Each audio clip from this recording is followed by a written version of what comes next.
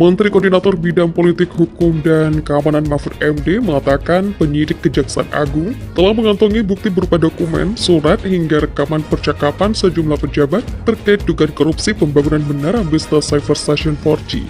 Mahfud mengatakan penyidik Kejagung memiliki rekaman percakapan, termasuk dari unsur pejabat penting saat membagi-bagikan proyek tersebut. Rekaman pembicaraan terkait kasus dugaan korupsi tersebut, kata Mahfud MD, sudah disadap oleh penyidik. Bukti rekaman percakapan antar pejabat itu diharapkan dapat digunakan untuk membongkar aliran dana dalam dugaan korupsi yang diduga merugikan negara hingga 8 triliun rupiah itu. Selain itu, menurut Mahfud MD, penyidik Kejagung juga sudah mengantongi bukti kuat terkait keterlibatan Menteri Komunikasi dan Informatika Johnny G. Plate dalam kasus korupsi tersebut.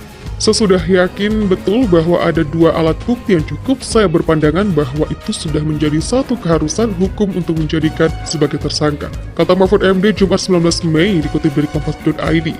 Jika sudah yakin kemudian menunda itu malah melanggar hukum, sehingga saya katakan penetapan tersangka itu adalah suatu keharusan hukum, ujarnya. Selain rekaman dan percakapan, dokumen lain yang sudah dikantongi diantaranya terkait keterlambatan penyelesaian, pembangunan proyek di bawah target, dan proyek yang sudah dibangun tidak sesuai spesifikasi awal. Mahfud menjelaskan kasus berawal saat pemerintah membuat program pembangunan menara BTS 4G, serta infrastruktur pendukung paket 1 hingga 5 Badan Aksesibilitas Telekomunikasi dan Informasi atau Bakti Kemenkominfo 2020 hingga 2024. Nilai total proyek 28 triliun rupiah. Setelah disetujui pada tahun 2020, pemerintah menurunkan anggaran senilai 10,2 triliun rupiah. Waktu itu dana diturunkan dengan catatan tahun 2021 sudah selesai. Ternyata belum ada wujud proyeknya hingga akhir 2021, kata Mahfud.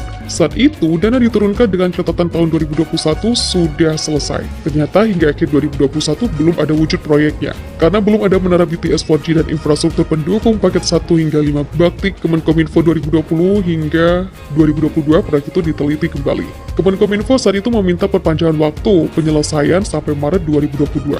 Seharusnya Desember 2021 sudah selesai semua, tapi Maret 2022 lapor baru 1.200 menara BTS terbangun dari target 4.200, ujarnya. Mahfud MD menyebut Kemenkominfo beralasan proyek terkendala karena pandemi COVID-19. Dari laporan 1.200 menara BTS yang sudah berhasil terbangun, pemerintah juga melakukan pengecekan melalui satelit. Hasil pengecekan menunjukkan bahwa menara BTS yang terbangun jumlahnya hanya 985.